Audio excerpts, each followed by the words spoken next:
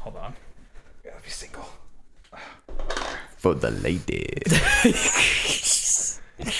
Kyle, are you doing something with that masking tape? I just want to make sure that's not like... I'm doing lots of things. It's a hip new fashion accessory. Welcome to Husky Radio, episode 8. Husky Radio. Wait, I thought this was episode 7. I don't know. Did you, what? When did 7 happen? Episode 7. This must be 7. You guys. I don't know what you're talking about. This is me. episode 8. No, we This is recorded episode episode 6. Yeah. And then we recorded episode 8. Oh, that makes. We're jumping right to 8. We always do things pretty differently here, so that makes sense. Yeah. 7 is out there. It is. Anybody who's watching on YouTube and you're like, where the hell's 7? It's there. It exists on iTunes and SoundCloud and Stitcher, but not on YouTube because I wasn't there and I do the video. Yeah. Yeah. So it's not worth listening to. Otherwise, it was going to be just Kyle and I with our phones going like, Stick it. selfie. So holding Selfie stick the whole time. Selfie. We should do an episode that's all selfie stick. I All think I have selfie the stick. arm strength for an hour. I want a Snapchat episode.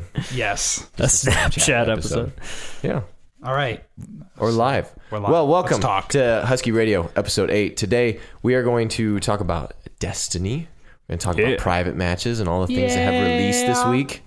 We're going to discuss best double feature films.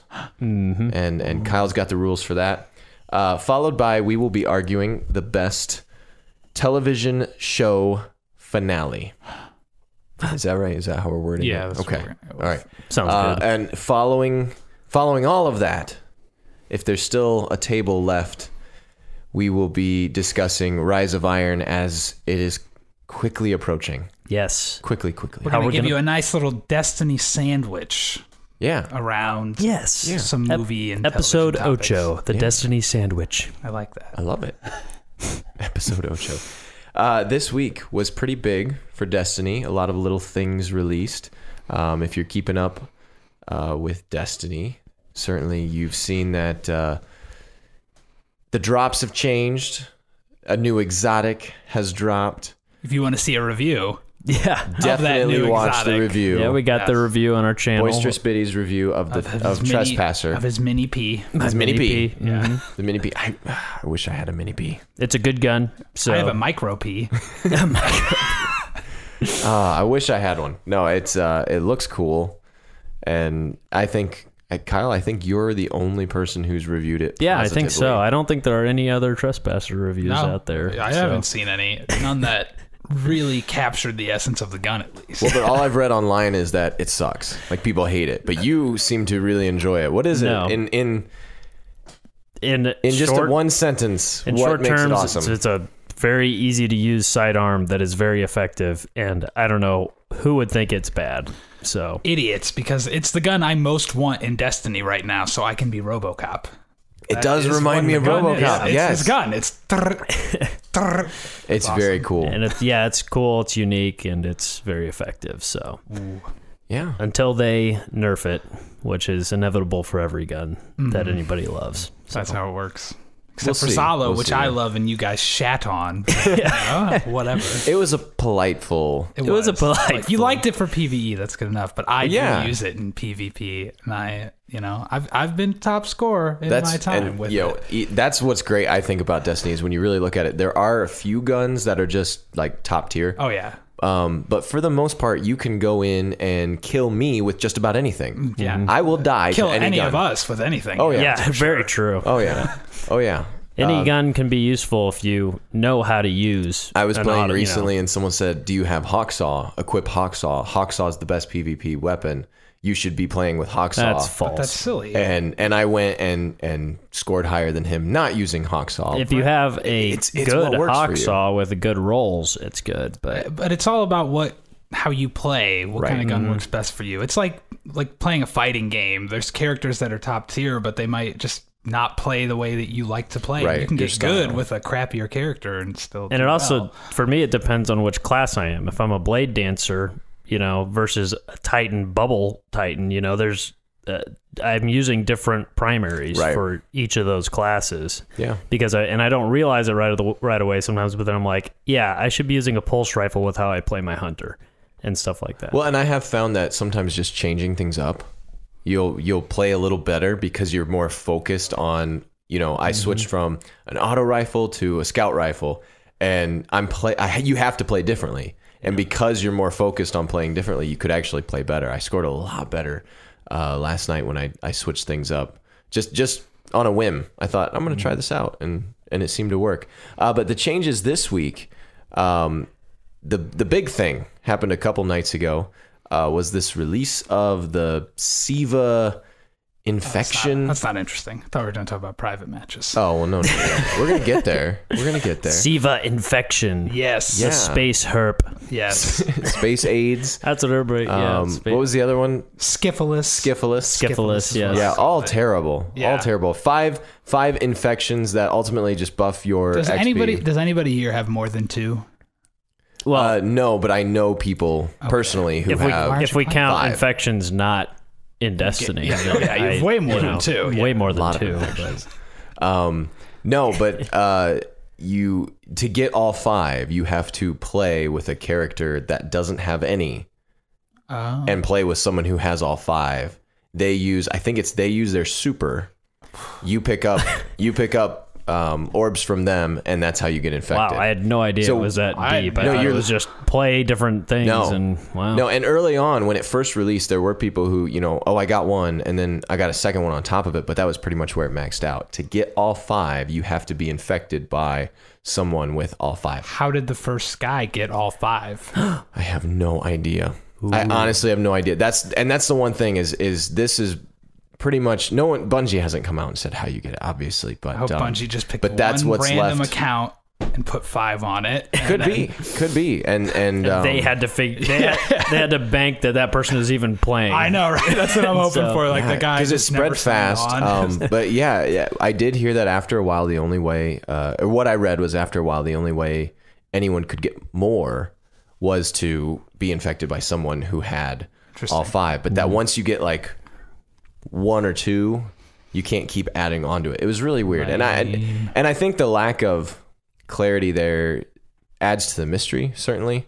But telling us something like that, I don't think ruins the mystery of what it all means. You guys think it's cool? I mean, it's a buff. I don't know. I always look forward to, like, back when like House of Wolves came out, like they usually start adding things into the game the week before the new DLC comes out, and this one's neat, but I don't know. A lot of people thought it was going to be like an ARG. I mean, like a real, like you have to figure things out in real life or on the internet and then take it back into the game, and it really doesn't feel that way. No. It really just feels like here's a gift, and it's I think it's going to tie into the story. Probably. Essentially what I've pieced together is that there are these nanobots that are infecting Guardians, and the nanobots are like coming through some sort of time portal. I assume they're good nanobots, right? Because they give you buffs and like it's part of the OWL system. It could be, but I think I think we'll figure out exactly what they are on Tuesday. I think how we're connecting back to the Iron Lords and being able to fight alongside them when they're like way in the past before Guardians even existed. I think these nanobots have something to do with opening that like space between, opening that portal. Yes, makes sense. And like we were talking before, they're probably in-game purpose is to help people level up like certain things quickly for when Rise of Iron is out. Oh, it's been great. I mean, you can run Vanguard and be, even running your factions, and it increases if you donate a mode of light. It increases the worth of that mode of light to increase your faction rep. I mean, everything gets multiplied. It's really... I have a ton of mode of lights that I know. Have to donate. I need more mode of light. It's actually pretty cool for that reason. But if you're someone who has played pretty much everything and you've gotten everything leveled up fairly high, so now it doesn't do a lot for you. It doesn't do a lot for you, other than it increases the amount of faction drops you'll probably get. Which is, I mean, good if you want to have some saved for when the DLC comes out. Yeah, if you're edging to edging your faction reps to get to that, which a lot of people are. Are you guys doing anything to prep for this at all? Maybe, but we're going to talk about that later. We are. As part That's of the true. Destiny sandwich. Yeah. The Destiny sandwich. Part of the sandwich. Well, then let's talk private matches. Private matches. Yeah. Have been released.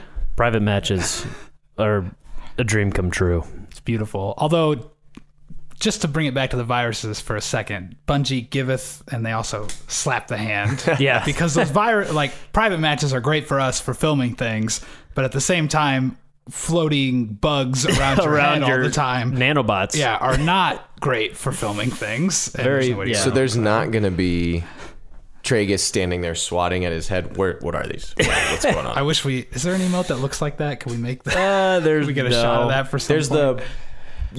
one that might work. Oh, the jazz hands. Jazz hands might work. I'm disappointed that the Skiffilus is not being built into Destiny Cops. It's maybe upsetting, but I mean, maybe Tragus, hooks up with a lady of the night that's with less an exo reputable. or something, and he gets nanobots. Yes, it's virus that perfect exos give each other. It writes itself, guys. Come on. Writes itself. I wish they wrote themselves. So, what have you guys done so far with private matches? We did a live stream yesterday. Yeah. That was my big experience with it. Yeah, we play. I've played with some other friends too. We filmed a little bit. In there. Yeah. Ooh. Very good for filming. Oh yeah. Well, there's an issue with that, but let's just talk about the good things. Private matches first, I guess. Yeah. So good things are you can play games with friends. You can play against your friends. That was my first thought. Is like, I've never shot my friends in Destiny, maybe in Rumble before, but like it feels nice and weird to be able to be like competitive against your friends. Like, I'm like, I remember what this is like from the olden days of playing Halo. Wow. Yeah. Because before, you can compete against your friends, but you'd just be playing Control, and you just wanted to get higher up on the scoreboard kind of thing if you were into that. But this is a much more fun way to play with your friends, to play against them. And so that's really fun. And then all the different game types you can come up with is also a really fun thing about private matches. Yeah, and there's a new subreddit for Destiny private matches where people are just posting their ideas for different private matches. What have you guys seen or created that you really enjoyed? We've created Husky Rift. Yeah, Husky Rift. Husky Rift is our game type. It's a great game type. It is sword hilts only. No running, no double jumping. No sprinting or double jumping. And it's Rift. And your only method of attack is sword hilt beatdowns. It's a lot of fun. Yep. You can't get any sword ammo from heavy weapons. Can't use if you do, you have to use it up. And it is more fun than you think. Yeah, it sounds really like it's going to be awful. Yeah, I'm not gonna lie. everybody who we played with was like, it sounds terrible. Why? No, it's going to be fun. Trust us. Yeah, trust us. It'll be fun, and it is fun. We were playing 3v3 Husky Rift. Yes, and it felt like you felt like a gang because you realize gotta like squad up if you want a chance. Otherwise, you just trade kills. And so but if you actually do manage to kill someone, you feel very like skilled. You gotta dodge them back a little bit and then swoop in. It's like a boxing match. Yeah, it's a real fight. Yeah, it really is a boxing match. And then it also has the element of Rift where you're trying to capture points. Yeah, and it's so hard to kill the guy with the Rift because you can't run after him or anything. So if he's like the same speed as you, it's like, what are you supposed to do? It's all about position. Oh, yeah. So if it's hard either way. If you're trying to score and they're around the Rift, it's just like, okay, well, it's going to be really difficult to score, but if you're behind a person, you're not going to be able to catch up. Yeah. You got to strategically But that's a really fun game type. The other ones we played were, I really enjoyed this cat and mouse game type where the mice are on sparrows on a big map, and then the cats are on the interceptors, which are those big things that you boost you boost to kill people. Yeah, right. You can't fire, you can only boost. The sparrows can't dodge or boost, like they can only just move normal, and you're just trying to evade the cats. And the mice have no hood on, so you can't tell where the cats are, but the cats have hood on, so they have radar, so it's a little easier for them. And that was a blast. I thought that was really fun. That was a fun game. We have Kyle's creation for Halo 5 that we never played. Yeah, I spent like 100 hours making this like map on Halo 5. That was a custom game map, and then we have never played it.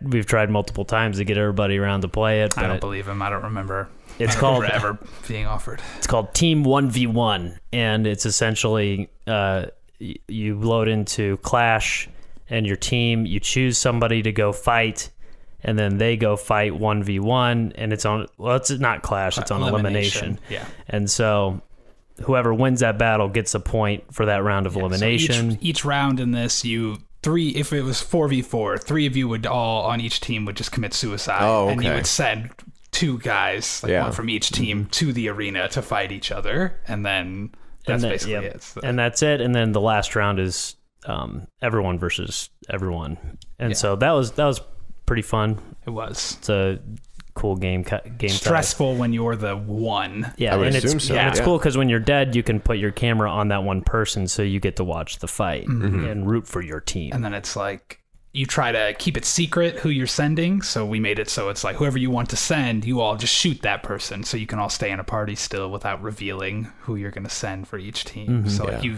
do like a vote on the team. Whoever's getting shot, they know they have to go out. A lot of the interesting private matches, private match ideas have involved the no HUD, turning off the HUD and being able to, not being able to see each other, and you lose your tracker and all that good stuff. Oh yeah. No, one I thought would be really cool, and it would, if custom games ever become a real thing, I think it could be really cool. Snipers only, no HUD, and pick like the darkest map possible, and that's it. That's cool. it. Yeah, I like that. You have to. I mean, you can set maps to nighttime, which is kind of cool. So some of them are more night feeling than others. They have like morning, day, evening, and night. The evening doesn't look anything like the evening to me, but really, yeah. But I have not messed around with it too much because I got more excited by there's a dead ghost on every single map, and I'm like, okay, the collector in me now has to go and collect all 25 of these. I mean, how many maps are there? I don't even know. Quite a bit. Yeah, there's a lot. I think there's about 20. I think there's about 20. There are a lot. There are more than I thought. Like when I loaded into the custom games and I looked at them, I was like, "There's this many maps in this game." A lot of ones I forgot about. Yeah, a lot of ones we haven't seen. Like some of the big ones where you could get on your Sparrow and run around that we used to. I feel like we used to play. That's the one on the moon that was not around for very long because people didn't like it. I always liked it. Yeah, some of the bigger ones I always really liked, to play Control on, especially because the bases really felt far apart, and that was just more fun to me. But I understand why, when you can get on your Sparrow and move faster, some people just don't like that. It's different because it's like in Halo you kind of have to fight for control of the vehicles, but in Destiny everybody has a vehicle on them at all times, which is kind of weird. Well, and I feel like Destiny wanted to move away from that in order to move toward a more MLG feel. As they're trying to kind of build an MLG aspect into the game, I think that makes sense. And this is a huge step for MLG, but because before, if anybody wanted to play against a certain team, you just had to load into Control or whatever with your team and wait and hope that you got matched with the other team that you wanted to play with. Now you can actually play against each other. It's pretty cool. So private matches it's a really big step for the MLG community. I think so, because they really want to grow. And I think Bungie wants them to grow as well. Because I watched the MLG Twitch of Destiny. The big event, right? I wasn't really listening that much to the commentators, so I'm not sure what the rules were. Did they have certain guns that were banned? I believe they had some different exotics that were banned. I remember hearing maybe the RAM was banned. Okay. Certain things that would have given a little too much advantage for one person. I feel like they may have forced different subclasses and stuff when I was watching, because I don't think I saw any two people using the same subclass. I know that's one of their rules that they've used a lot for their matches in the past is no two subclasses can be the same on your team, so you have to spread out, and I think that's a really cool thing. Is interesting. It adds a more team element. Yeah, I think that's really cool. Certain roles for each person. Because there's obvious benefits to say having 6 Sun Singers on your team where you can just firebolt the crap out of anybody. Or having 6 defenders and just get a bubble train. Yeah. which I love doing that. I know, that's awesome. And that's been, I would say, some of the matches when I get in, with an actual team and can play with a full-on fire team, or even a fire team of 4 or 5. If you have 2 defender titans, it's gonna be a fun match. You can wreck them. All about that dub bub. Yeah, dub bubbing. But yeah, private matches are really cool. It opens all the possibilities of playing, just with defender titans, or just, saying play with this or that. But it definitely has its limitations still, just because you have to make your own rules and you have to stick to them. So there are some game types that people, you have to have a lot of trust. And even some game types that are fun, from what I've heard, have a lot of stipulations. Like I was playing Michael Myers with Ballista Kitty, who you can find on Twitch. Give her a plug.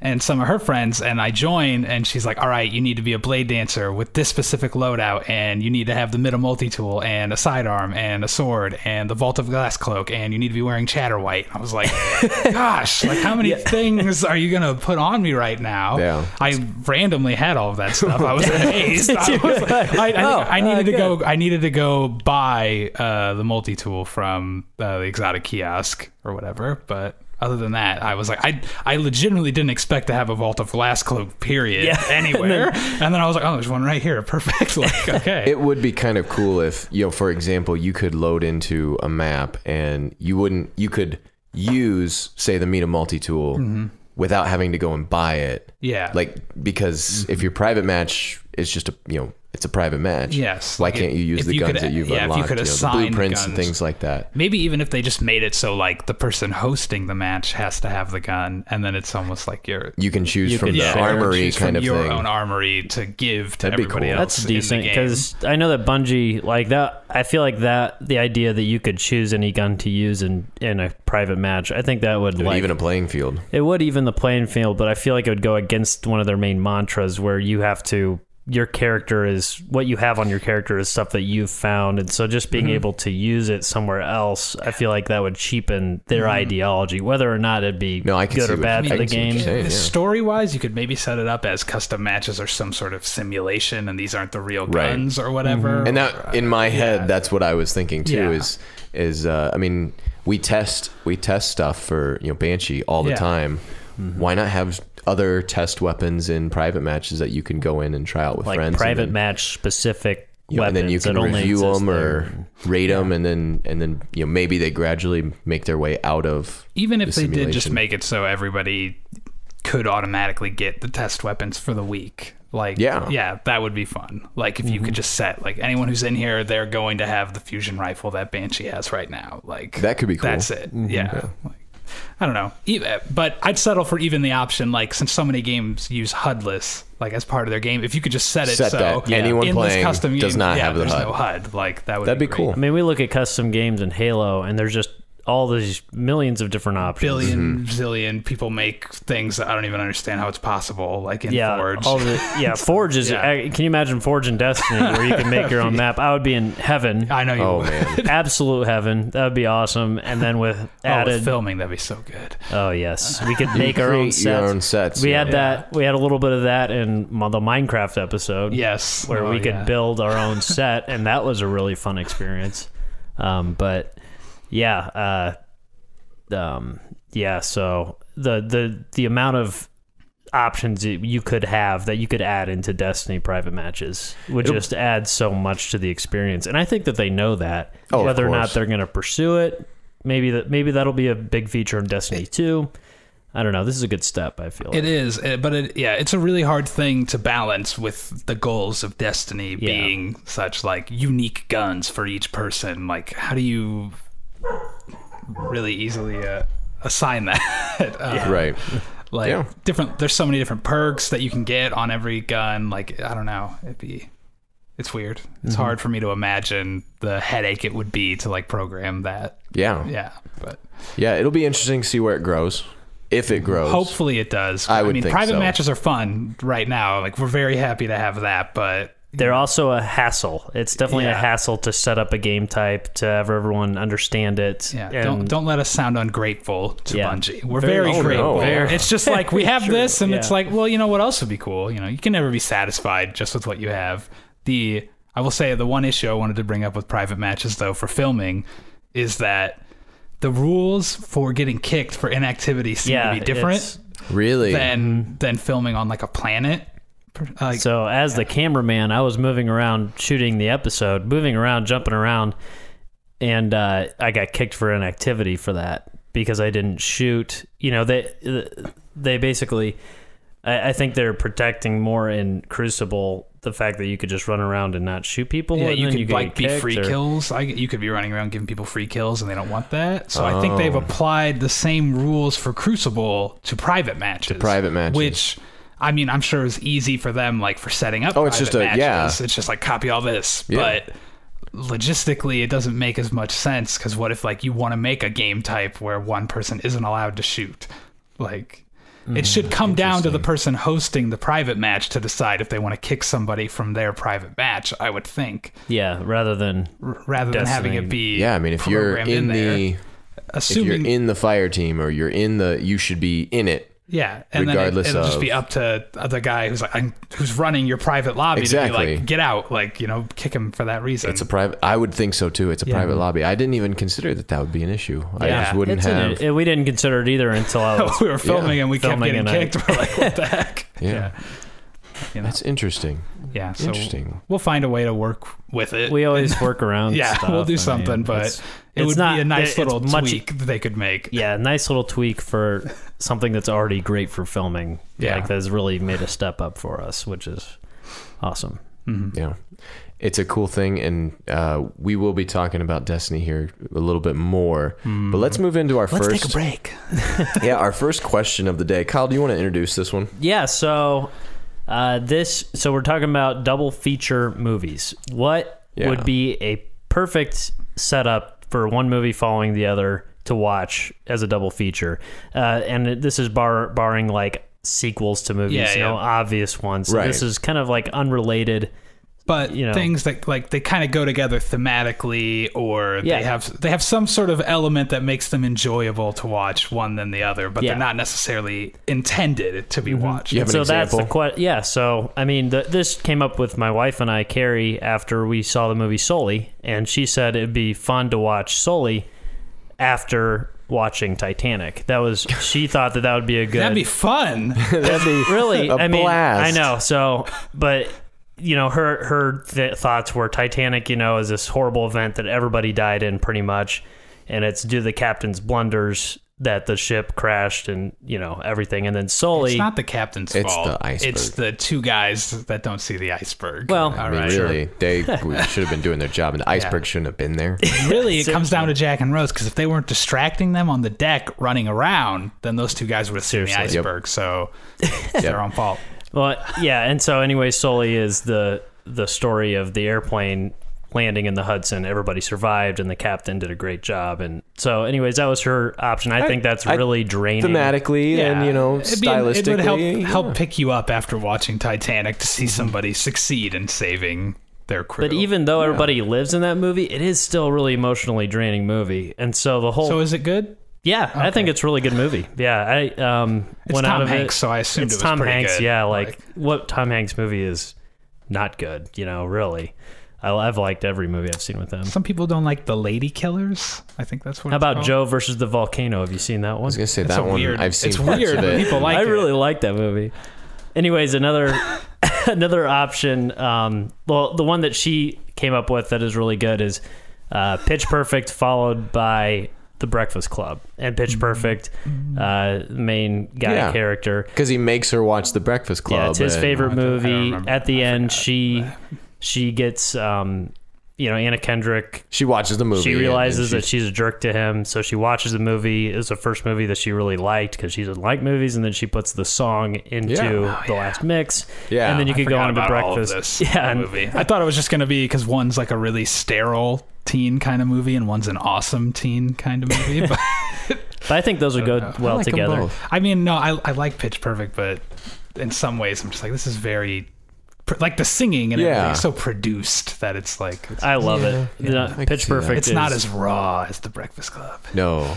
Yeah, Breakfast Club's great. Oh yeah, but that'd be a good, I think that's a good solid double feature. I have other ideas. What did you guys come up with? Tyler, you go first. Well, I initially was thinking of the Breakfast Club, and there's so many movies I would pair with the Breakfast Club. But you gave us this question, and I wanted to take an actor it's the same actor in each movie, and imagine that now these two movies are in the same universe. And so my double feature would be Die Hard. Ooh. Okay, followed by the greatest action movie of all time, Die Hard. Followed by The Fifth Element. One of the greatest action movies of all time, The Fifth Element. Because you have Bruce Willis playing John McClane in the 80s, and he's running around and he's I don't want to be here. I didn't want to be here. I was coming home, and here I am. California, I hate California. Yeah. And he's running around and he's got to save everybody. And then you watch him in The Fifth Element, Corbin Dallas doesn't want to be there. He's running around, he's saving everybody. He's like, this sucks, but I got to do it to save the girl, save the world, save the universe, really. Save the cheerleader. Save the cheerleader. Save the world. Save the world. Die Hard followed by the entire series of Heroes. That would be, I don't think anybody wants to watch the entire series. Hey, it starts well and ends well. That's my thing. Heroes Reborn? I did not watch it. Oh, I will, but so yeah, that was my my double feature. I just think that'd be fun. They're two movies that I could watch. I could get into that because I like doing that with movies, like trying to imagine them as one shared universe for an actor. So Corbin Dallas, like you said earlier, Corbin Dallas would be like the great grandson of John McClane. That's why he looks exactly the same. That's what we used to always joke about that with like Will Smith trying to put all of his movies in a line. So like Wild West up to Men in Black. You could do it. I believe it. Exactly. It worked. I mean, he plays like the same guy in every movie, so it's perfect. Yeah. Cool. So should I talk about my double feature? Yeah, go for it. We started this with Breakfast Club, John Hughes film. Yeah, well, I like John Hughes. Right, I love John Hughes. So I'm going to go with another one. But when I was thinking about these double features, I feel like a lot of them that I was looking up example ones, and a lot of the ones I read were movies that were really similar. Like they explored similar ideas and were very similarly done. Do you want that? I want a similar idea, but very different films. Okay. Right? Yeah. So my choices are Ferris Bueller's Day Off, followed by Fight Club. Okay, good. All right, you got to explain. Both movies are about charismatic guys who take a loser and kind of elevate him up to something higher. All right. They turn around his life view and perspective, but they do it in really, really, really different ways. I love this. That's good. They're two of my favorite movies, and I was thinking about it, and I was like, they're really kind of the same idea. You have the narrator. It's really the same movie. You have the narrator in Fight Club. Well, I mean, I thought about it specifically because there's the theory, the Ferris Bueller Fight Club theory, which is that Ferris doesn't exist, and he's a figment of Cameron's imagination the whole time, which doesn't really hold up. No, because why would Sloan be there? Why are all the teachers obsessed with him and stuff? Bueller. Bueller. That wouldn't exist. No, it wouldn't. But it's fine. Unless it's in Cam's head, and that's why he keeps repeating it, even though it's clear the kid's not there. He specifically talks to Sloan about Ferris, which would really break the rules of Fight Club, because the narrator never talks to Marla about Tyler. Yeah, but I think that's a good. I just think that those would be fun movies to watch. To see how you could do the same basic idea, but vastly different ways where you have and you'd constantly be applying like the logic of one to the logic of the other. It'd be a lot of fun. I mean, Ferris Bueller's Day Off is my favorite comedy movie of all time, and I just look for any excuse to watch it. It's a solid movie. It's great. Those are my choices. Kyle, what'd you come up with? What do you got? Well, it's funny. So I went the exact same route as Tyler, with the actor in the same universe. Okay. Okay. Because I love that as well, trying to fit one person into another one. So I had a top two, and I'm going to bring up the top two because it also starts with Die Hard. Ooh, oh, good. Yes, it starts with Die Hard. Now, I have to admit, I have not seen The Fifth Element, though. Ooh, okay. So, that's a good movie. But my reason for picking Die Hard is you watch Die Hard, and then you watch the second movie, which I really love. Some people didn't, Looper.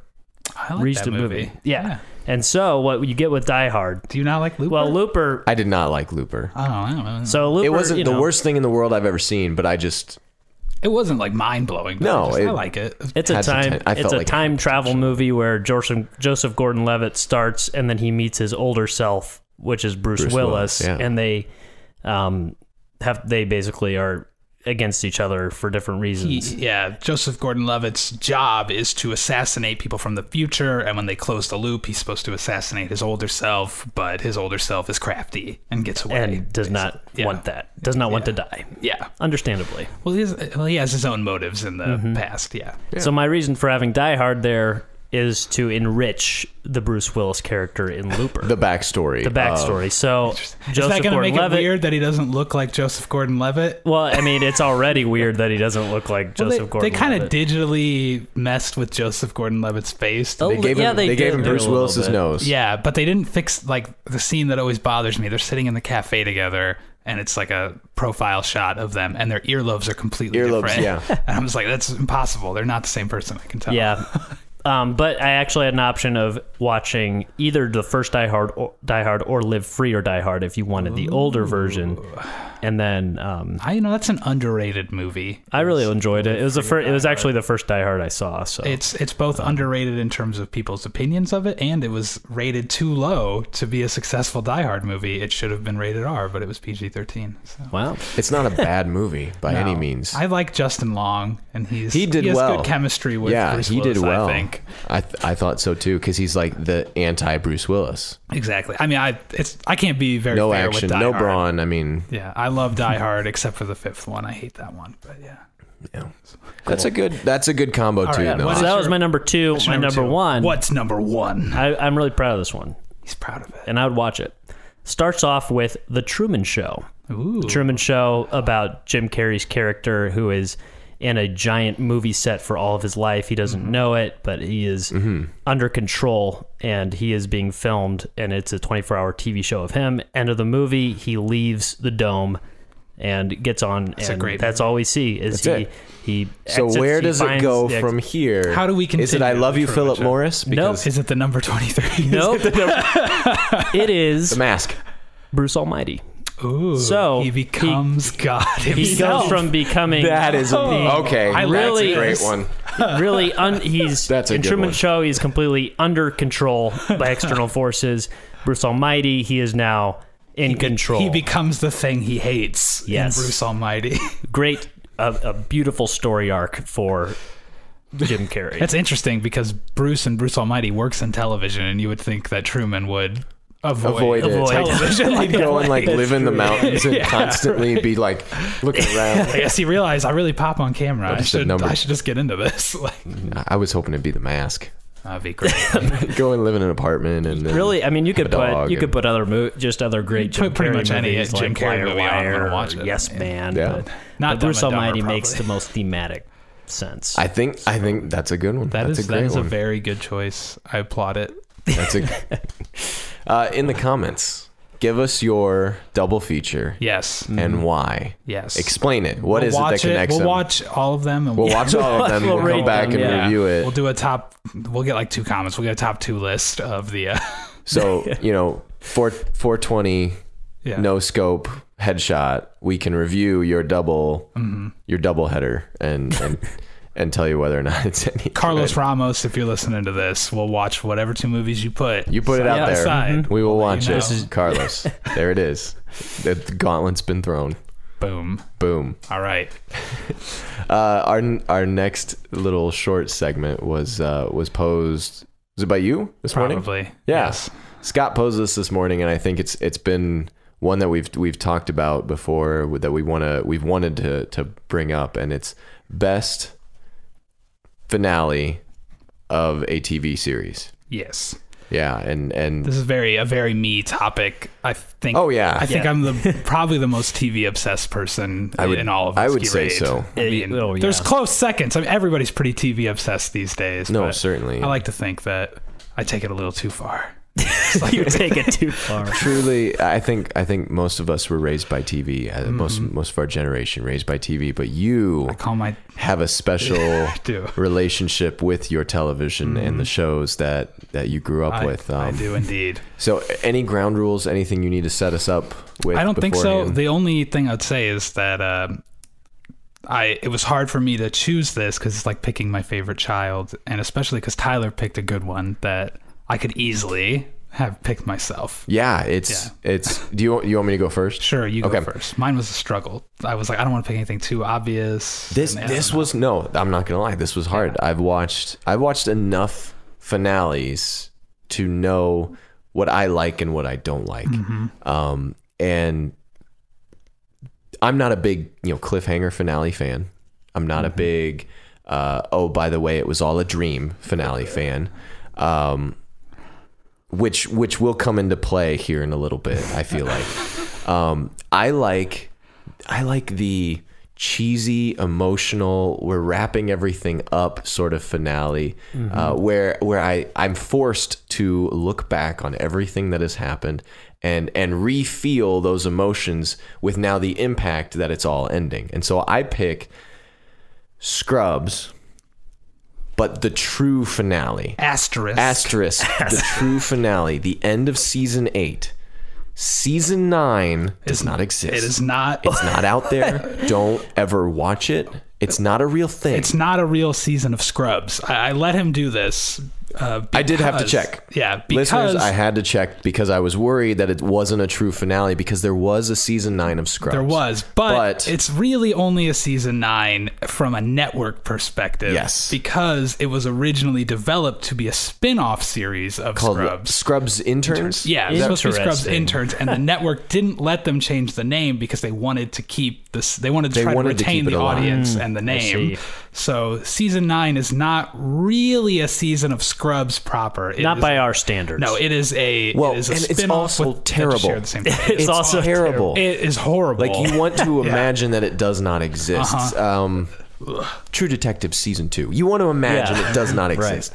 Right. Sorry, Jason, if you ever listen to this, he likes that season. I picked Scrubs season 8 because there's a big build up. JD is moving away. He's leaving. He's going to go live closer to his kid, and he's walking down the hospital's hallway out toward the exit, an exit that we've seen in probably every single episode. And as he's walking, he imagines seeing all of the characters and all of the people that he's worked with or been around, and they're all kind of just smiling and nodding, and it is it's meant to be all in his head. They each do one of their little like character moments or just a little character moment or something. And it's a really cool moment because a lot of these people, some of these were people we saw for a little bit in season 1 that now you're seeing how much older they look, and just the passage of time becomes very evident. As he gets towards the door, we get flashbacks, and then we start to get flash forwards of what could happen and what might happen. Sounds like a big feel fest. Oh my goodness. There's a lot of feelings involved. I love Scrubs. Yes. Grew up watching it. It's got a lot of emotional connection for me. And so watching it, I cry every time.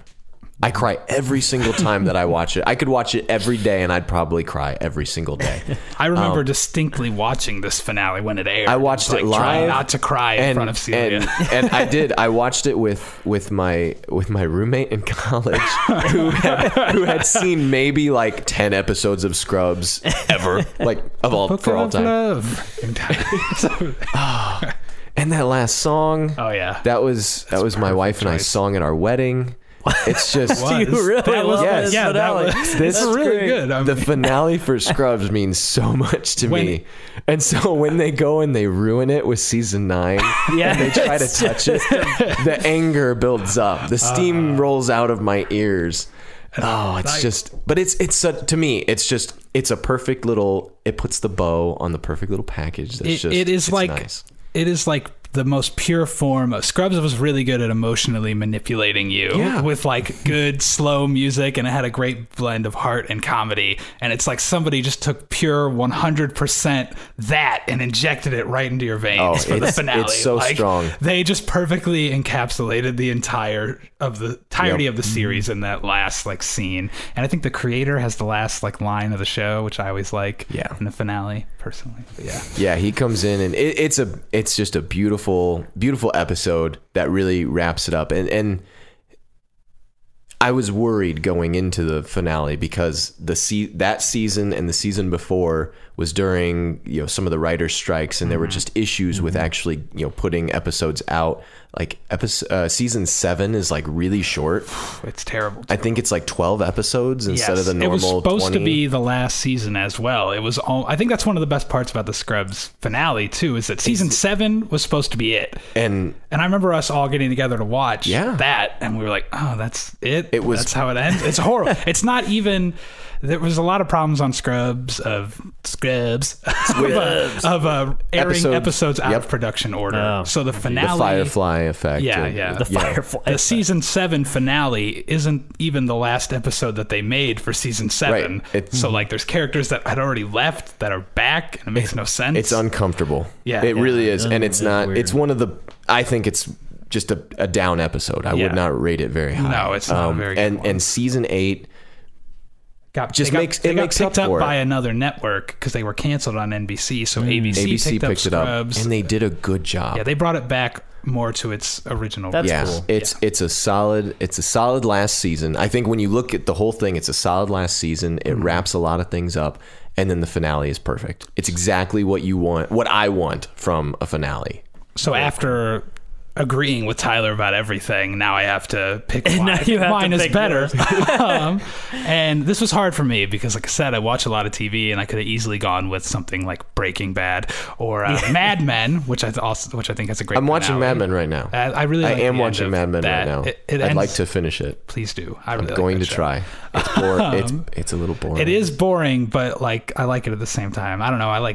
It's a drink I want to sit and like be part of. A show I want to sit and drink and be part of. I just want to drink a scotch while I watch. And they drink a lot. They smoke a lot. Yeah, they do. It's interesting. Man, how did people survive the 50s and 60s? Yeah, I don't know. They should be all dead, really. But whatever. Okay, they don't eat. Okay, so I didn't choose those. And instead, I went for a show that's very near and dear to Kyle and my heart.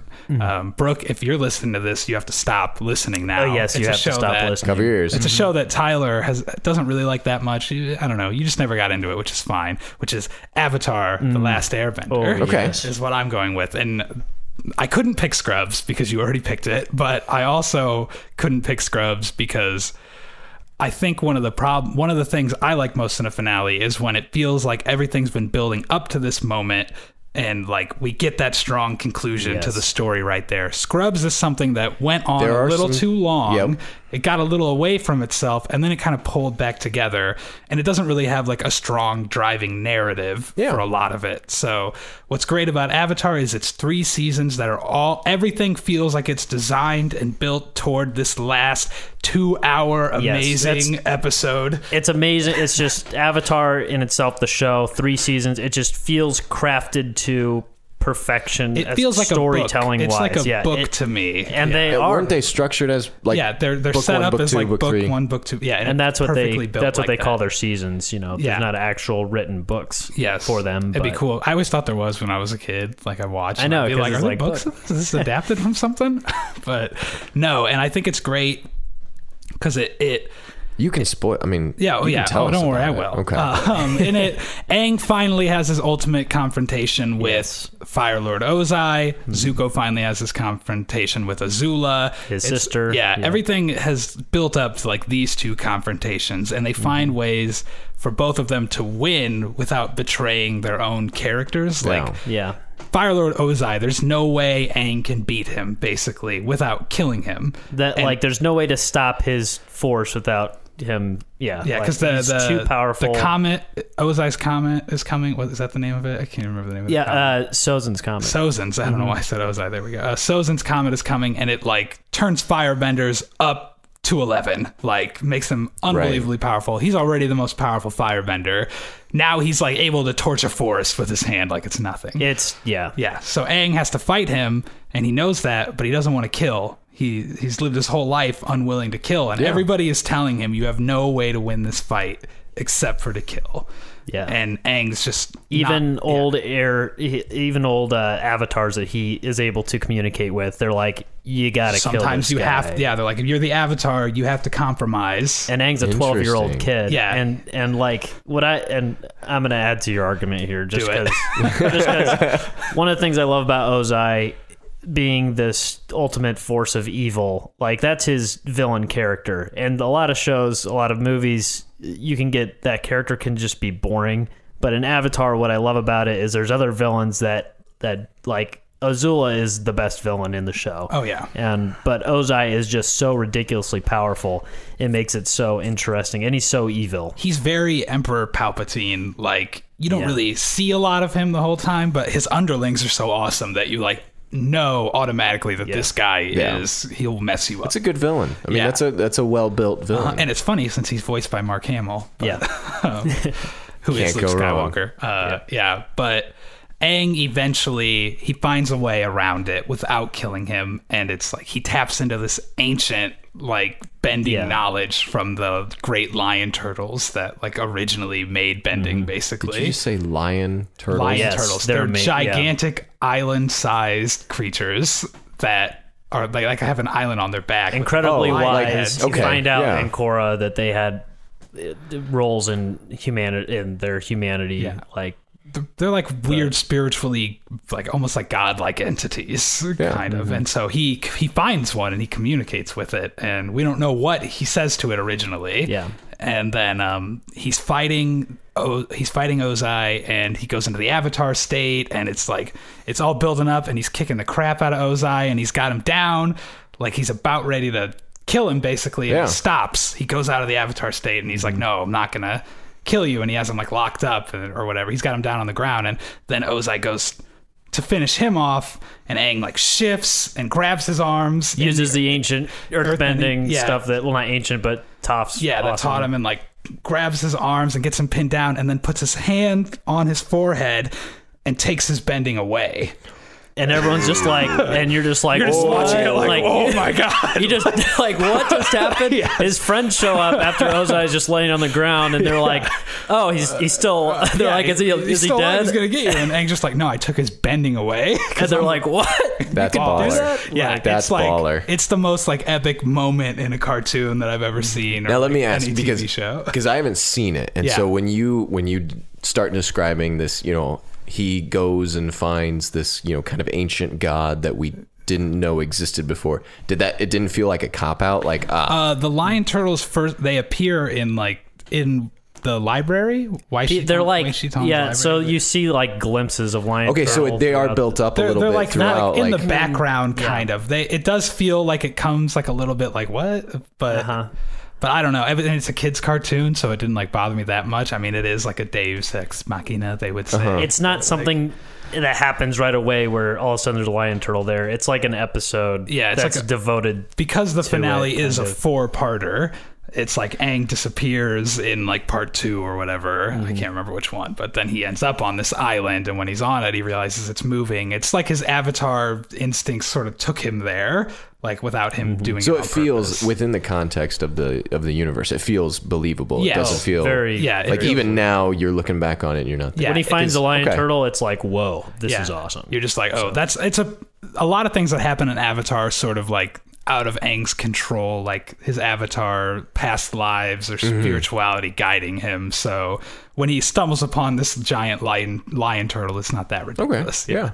But it's a really overall, and then in the end, Aang gets the girl. Everybody gets the girl. Everybody's happy. It has that same sort of like feel good scrubsness that I like. It's a nice bow on top. It puts a little bow, and it's epic and has a perfect conclusion to a story that's been well built up. No questions left at the end. I mean, you're pretty much. The only ones are for like minor characters. Little minor characters. It's something. Yeah, there's just. But it's not one like that was never explained. Really. Yeah, it's one that I don't think about it when I'm watching. Really, they make a joke about it in Korra that they never address it. Yeah, that's it. Well, they do address it in graphic novels. Yeah, which we have not since read, released actually, graphic novels that explain what happened. But yeah, that's my personal pick for my favorite finale. Well, now that Scott is, you can tell that I really like his pick. And Scott liked my pick. This is gonna be, are we going to like yours, Kyle? No, you're not. Because mine it's a bit of a soapbox for me. It's my personal thing that I like to talk about. I know what it is. Because this finale is a finale that is hated by a lot of people. Oh, yeah. I know what it is. And I think that the hate is I think the episode was largely misinterpreted, and that's why I think a lot of the hate is just misplaced. But the Lost finale is one that people talk about all the time. It gets a lot of crap. But why? I don't understand, Kyle. What kind of crap would it get? So the problem. Explain it. Yeah, So explain it. Walk us through I'm just going to tell you why I love the Lost Brooke finale. probably shouldn't why watch I watched this one it. either. Don't listen. Or Carrie or anybody If who you cares, wanna who watch wants to watch a show that Lost, ended however long ago. If you want to watch a show, It's been a while. So Lost, it's not a perfect show, but it is a show that I love for different reasons. One of the cool things about one of the driving forces for the plot of most of Lost is they're trying to figure out the island. They're trying to understand it. They're finding new facets to the island. They're realizing things about it and finding more people on the island and trying to figure out why they're there, what their role is, et cetera, et cetera. That's basically the overlying plot of Lost. And I think they do a good job sometimes with that. Sometimes it's a little bit weird. It's very vague and everything. But the reason why I love Lost and the reason why I love the finale is because it plays into the characters of Lost. And that is one of the reasons why, that is the reason why I love Lost. The characterization of all the characters, largely in the first season, but as you get more characters, they're all very interesting. They're all, Lost does tons of flashbacks, flash forwards into their previous lives. You get to know the characters really well. And so when you see them make decisions, it's almost like why they're, their motives very well for most of their characters. And so the finale of Lost, I think one of the issues is people were looking for something that they weren't going to get. I think people were looking for some sort of overarching conclusion that was for the whole series almost, where really the finale of Lost is really just is the last season's finale. Season 6, I think. Yeah. Is really just a finale for season 6, but it's also a finale for the characters. And what you get in season 6 is crazy because you're trying to figure out what's going on, because a lot of the time you're seeing what would happen. You're watching a storyline as if the plane had never crashed on the island. And so everyone's trying to figure out, is this real life? Is this what actually happened? Did they never crash on the island? Did whatever happened in season 5 change what happened in season 6? So it's a very confusing season. I've got a headache just hearing about it. It's a very confusing season. But at the end of the season, the story comes around and you realize that this idea of them not landing on the island, not crashing on the island, there's stories throughout that are things that didn't happen. Like Jack has a kid. Right. Kate and Sawyer and all these characters are living out realities that we know aren't real. Like there's something different about them, and they're basically grasping with their issues that they had that we've seen in the show throughout the whole season. And at the end, you realize there is one character that is kind of corralling them. Desmond is in the reality, but he isn't.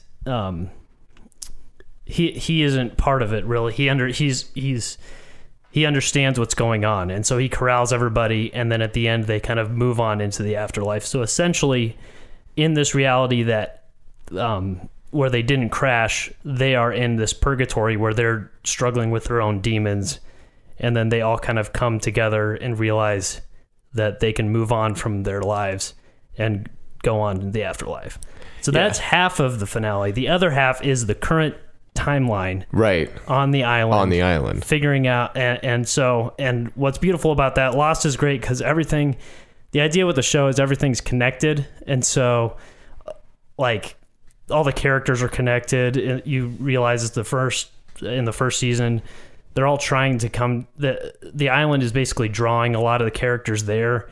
The island is basically this cork. The way they describe it is it's a cork on the earth, and all the mystical energy coming off of it. It's a hellmouth. It's a hellmouth. But it's the balance of good and evil, and they have to make sure that the island's good, because if it's not good, then the earth's gonna suffer.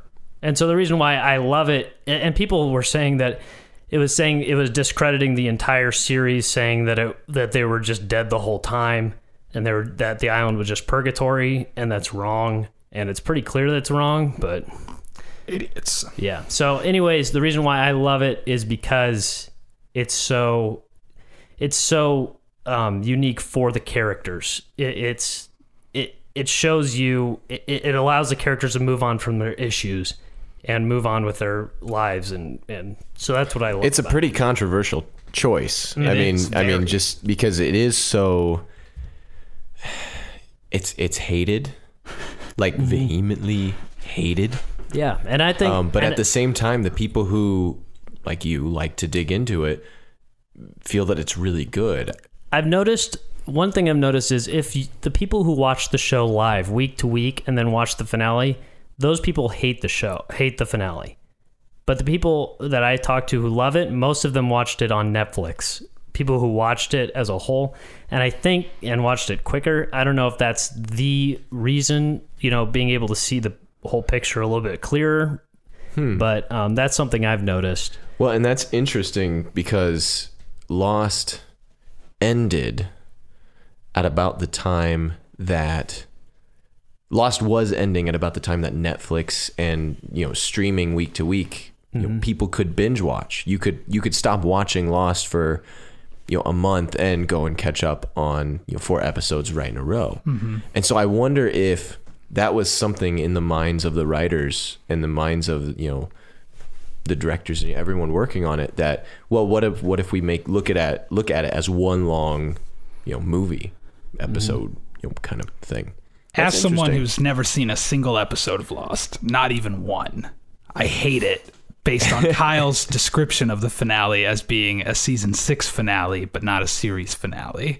Well, it is a series finale, but people thought that the points that they made in the finale were for the whole series. Right. Gotcha. And so you look at it as only half is that purgatory deal. The other half is Jack dying in the same location. He dies in the opening shot of the series is where he's laying in the forest, and it pans out and he gets up. And then the last shot of the series is him. One of the last shots is him dying in that same location. And if you only watch it, like if you're the casual viewer, week to week, viewer, and you're expecting closure, it's closure, but it doesn't explain anything. Well, that's one of the issues I have, because I think that you think it explains things. It does a much better job of explaining things and leaving things vaguely explained. I think people wanted some scientific explanation of a lot of this stuff, but as someone watching the series, knowing that it's mystical in nature, you're not going to get everything laid out. I think things were sufficiently laid out, in my opinion. I haven't actually read a lot of hate for the Lost finale just because I don't do a lot of Lost reading, but I've read since it's released a lot of anger at or dislike of the show in general and its style, and from what I've read of being almost intentionally just making twists or unexpected things, or not going in directions that you could predict it would based on clues peppered throughout the show, which is why I don't watch it. Every episode feels like it ends on a cliffhanger. And that's one of the reasons I think it's perfect for when it released. It's perfect for the binge watcher. Yeah. It sucks for the weekly watcher. I watched it weekly. And that's one of the reasons I stopped watching it. It's going to end on a cliffhanger, and it's going to make me watch next week. I'm going to watch something else. And then when they come out on DVD, you sit there and you watch them all, and you're happy. You're much more satisfied. And I'd never thought about that until just now, that it probably is meant to be taken in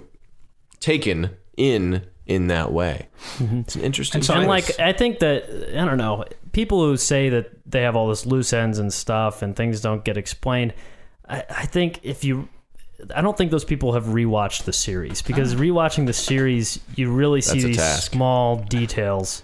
You really see, it's a very, very good series to rewatch just because of the small details you remember. Oh, yeah. And you see, oh, look at that. You know, they found, when they first got to this cave in season 1, they found this bag of like rocks that are like, look like a game of some sort, light and evil, light and dark rock kind of thing.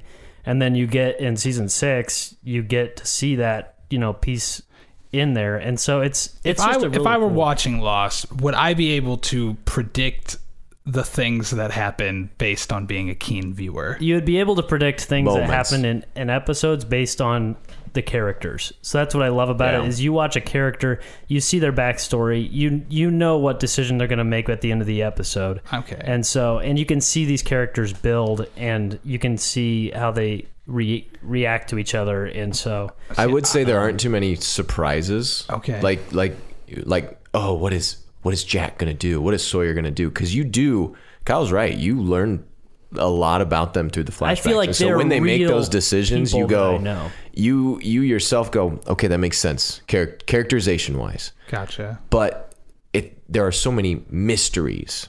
Yeah.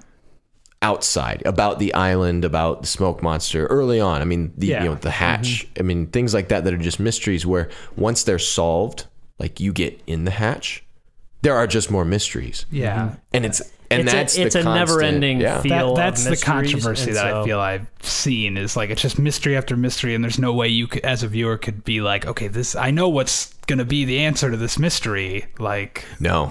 Yeah, and there are moments where things are said, and you know, if you've seen an episode 2 or 3 times, you go, oh, that I should have caught that. Yeah. You catch it early. It's solid writing for, I think it's 4 of the 6 seasons. People liked it a lot when it was on, but is it a better finale than the Avatar finale, Kyle? I mean, I'm not going to answer that question right now. That's tough. But that's tough. Really, I just wanted to talk about the Lost finale. But the reason why just because I love it so much, why I pick my show over those is just that it's built up perfectly toward it. Like everything is building up to my finale, and obviously throughout the whole show, and it gives you exactly what you want. Yeah. Scrubs gives you exactly what you want, but with a lot of stuff in between. You don't know exactly where it's going. Yeah. The flash forwards at the end are potential flash forwards. You know, you don't know that they're true. I like to think they are. I like to think they are too. But it definitely doesn't, you know, it doesn't, it wraps it up for the viewer, but it doesn't wrap up the story. Yeah. You know, the story's still there. There's still a little bit of, you know, what's going on, and you can, you know, you can decide, are those flash forwards, which is really, I mean, all sitcoms are kind of that way, just because there's not usually like a driving conflict. You know, there's not like, this is the evil thing we need to stop in a sitcom, you know? So it's it's mostly, it's characters' personal conflicts throughout their lives. And we know JD is going to continue to be an idiot and do stupid stuff. Right. Like, I'm just glad no one said the Seinfeld finale. That could have been very interesting. Would have been. I mean, a lot of people hate that finale. I could defend that finale. I think I could defend it too, because you just go, these people are horrible. This makes sense. It really makes sense when you put all of their horrible deeds together. Yeah. And the Lost finale wraps up everything perfectly if you're paying attention, in my opinion. And so that's why I just disagree with anybody. If you don't like the Lost finale, you're an idiot. Yeah, Kyle is saying you're not as smart as him. Rewatch it, because I'm a doctor. I understand Lost so much better than you. That was actually part of the bar exam. Do you understand the end of Lost? Yes or no? That's how he got into medical school. He wrote an essay on the Lost finale. And they go, this kid got it. He got it. All right, we have to talk about our last topic, because this is happening. Back to Destiny. Complete the sandwich. How are we preparing for Rise of Iron? It's coming out on Tuesday. I am so excited for Rise of Iron. I love... you spiked it. You spiked it. I am so excited for Rise of Iron. Not going to lie. It's you know, first time in a long time we've got new content, and it looks pretty decently sized. Not a lot of story missions. Not a ton of story missions, but there's more stuff to go and do. I've read different things that it's, slightly smaller than the Taken King or slightly larger than the Taken King. I feel like it all depends on how you look at it. It's $30 and Taken King was $40. But yeah, I would also assume smaller just because they're probably hard at work on Destiny 2 at this point, like pretty far along. They're probably not wasting. Well, we hope so. Well, I'm going to imagine they are, because I don't think it's going to be more than another year and a half before that's out. I know. Are they going to have a whole nother 2 years with just this? There's no way. This is the last big DLC. It's got to be. They've said, this is, you can buy the complete Destiny series. Yeah. And so with Rise of Iron and all the other old DLCs in the base game. But so I'm assuming this is the last real big thing that they're doing. We'll see. But yeah, a lot of people are on the subreddit talking about, getting your factions up real close. Saving engrams, things like that. I have been told from guys that I play with regularly who are, they pay attention to everything Destiny related. Not us. That once Rise of Iron hits, if you save your engrams, when you decrypt those engrams, they should be at a higher light level. Yeah, and or at least at your light level. Could be new gear. It could be new gear. I have not been saving anything. I've been saving a few blues, all legendaries and all exotics, unless I get a secondary exotic because I want Trespasser. But my last 3 exotics have been chess pieces, and I main a hunter. I've had all my chess pieces for a very long time. Yeah, there's not a lot out there for us hunters. Alpha Lupi. Great waste of exotics, and we don't know what's coming. I know that's what I'm so glad they didn't give us what the exotics were. Like for Taken King, they showed us what most everything. And it was just like, I want to, I can't wait to discover. I want to find something and be like, what the heck is this? Yeah. And I'm hoping they don't do this time gated bullcrap they did with Taken King. That was probably one of the worst things about giving us information giving us information on things that we would then be looking for, and then it's not even there. It's impossible we could get it. And when it came out, it was just, now it's time. At least give it an explanation why it's time sensitive. Like the gunsmith has to craft your gun. It'll take stuff like that would have been nicer than just like, this exotic piece has now been added to the loop pool. Sleeper Simulant's just here now. And I do like when I like those kind of args that all of a sudden wait, this happened, I got this, and I don't know what to do with it, and people talk about it, right? We talk about it on here, we talk about it online, and I like that. But what I would prefer is not time gated stuff, but stuff that you have to go and find. Yeah. You have to go and find a door. You have to kill a guy in a certain amount of time. You have to do stuff. A cool quest, to get it. The only way I want it to be time gated is if it's so hard to find that Bungie has to give us a clue. Later, hey guys, you're missing this. It's a Sleeper Simulant. Everybody was. That was all anybody talked about for weeks was trying to find it. Nobody's found it yet. Yeah. And then Bungie was like, it's available now. So here, you just got to do this really easy quest to get it. Well, yeah, and then it was available for everyone. I like the idea of something along the lines of what we saw happen. I think it was last week in World of Warcraft. Someone found a boss that no one had ever found before as they were searching for another kind of hidden thing. I want to find clues. I want to overhear something.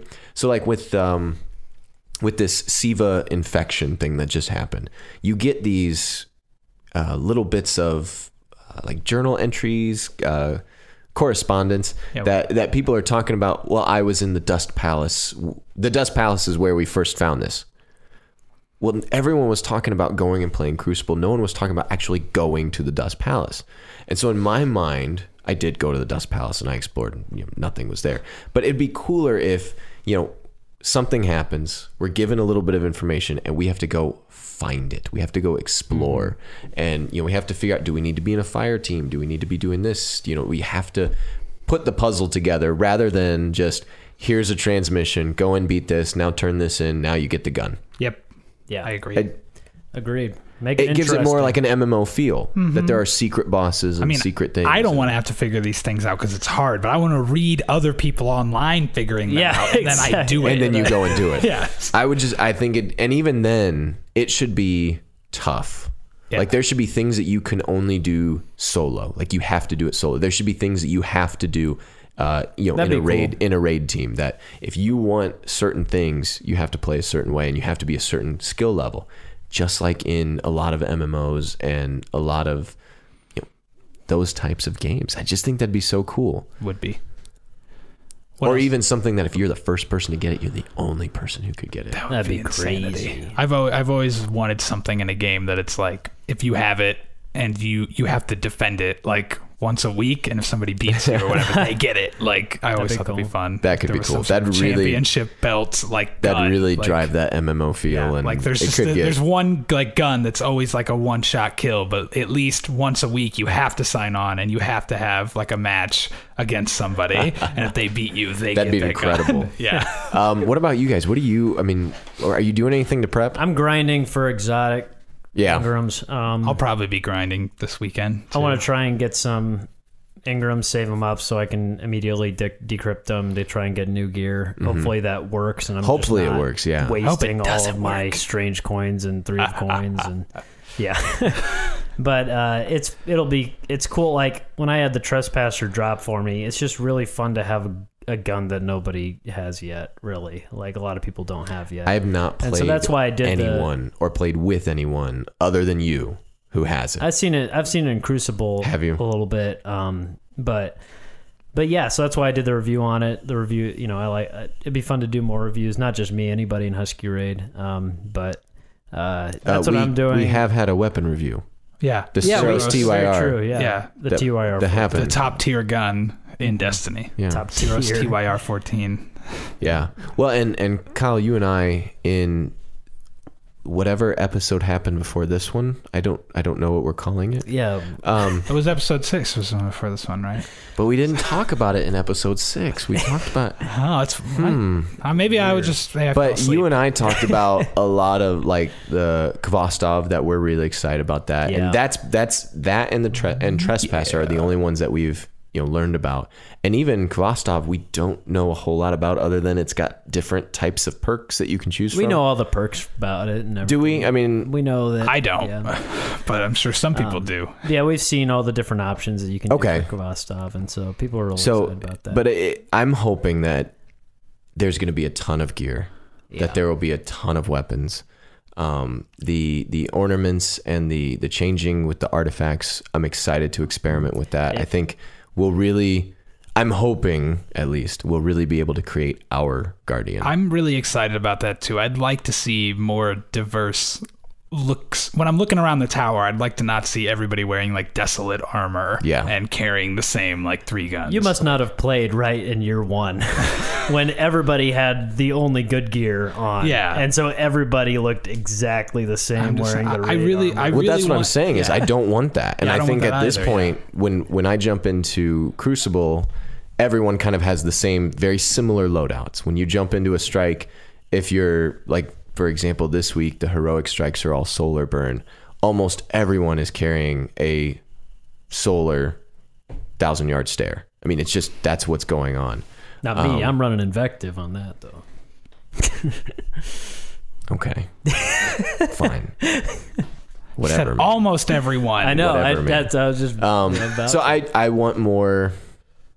I do. I want more uniqueness and to create our Guardians. I think if we learned anything from the April update, getting new... Taken Spring, excuse me. Yeah.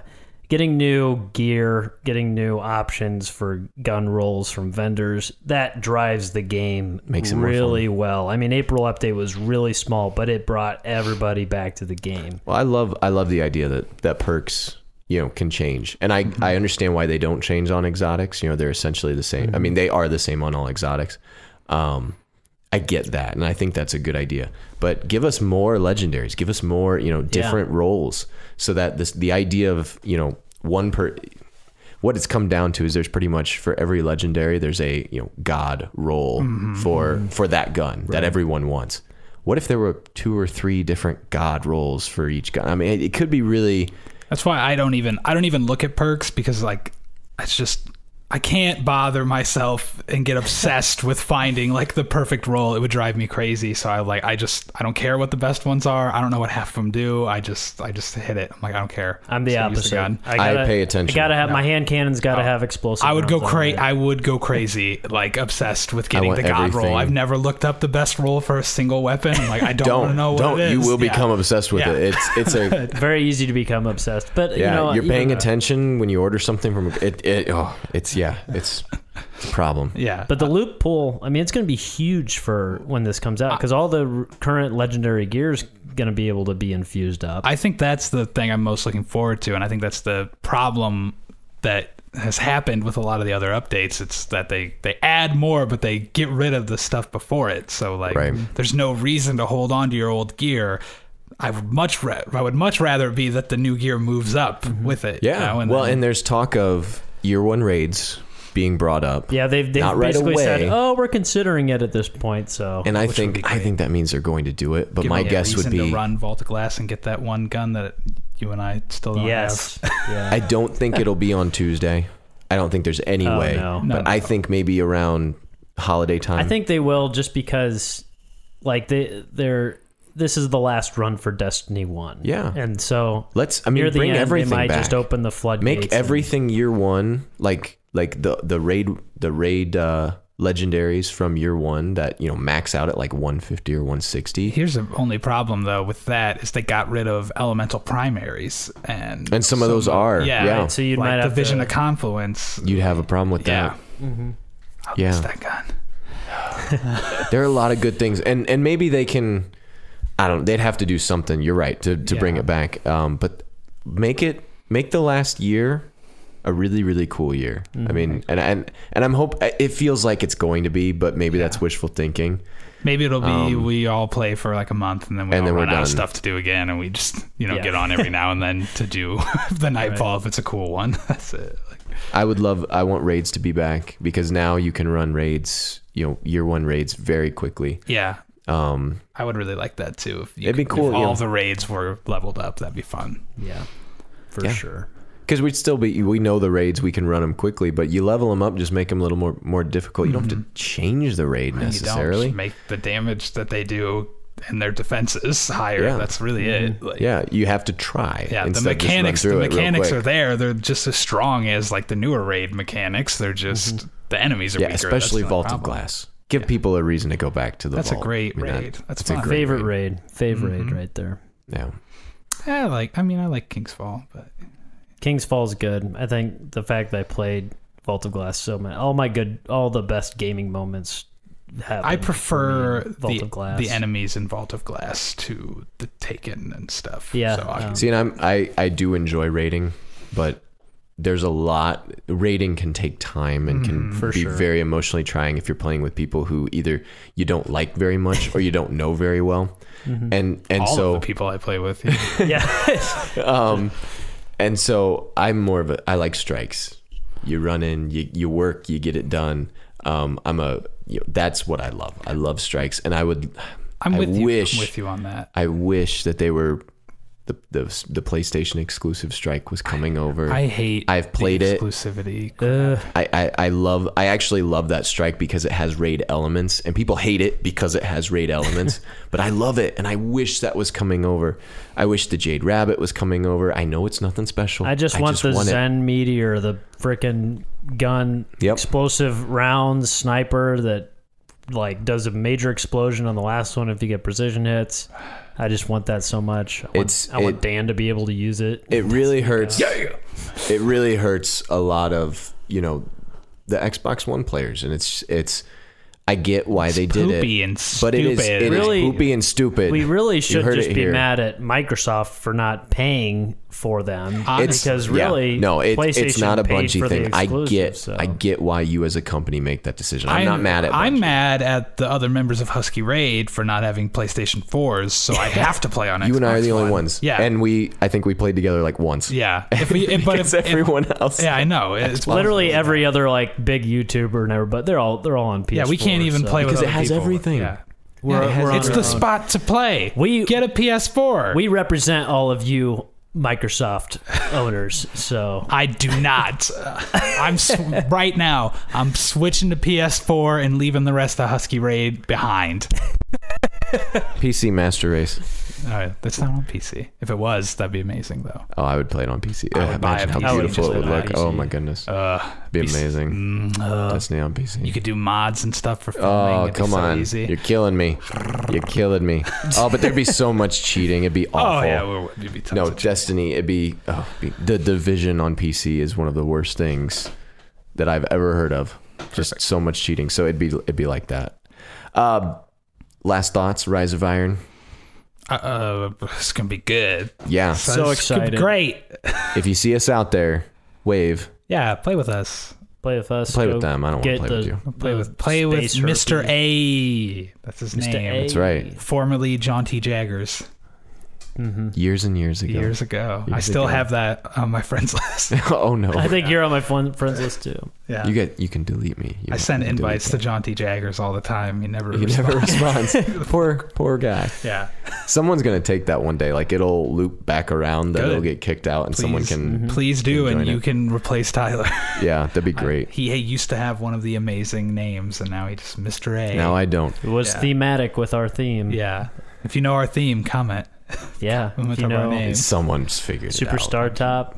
You have so many Husky Raid has enough high school fans that they've figured it out. Do you think so? I was actually, when we streamed yesterday, I was amazed at the fact that everybody who joined us sounded like high school aged or older. Really? Yeah, it was cool. We didn't get no squeakers. 10-year-olds. No squeakers. No squeakers. We're fine with squeakers. No, we're fine with them. I was just not. I just expected it to mostly be kids who joined us. I deal with kids every day. I want to play with adults. This is adult time. Grown up. We're going to shoot aliens like adults. Okay?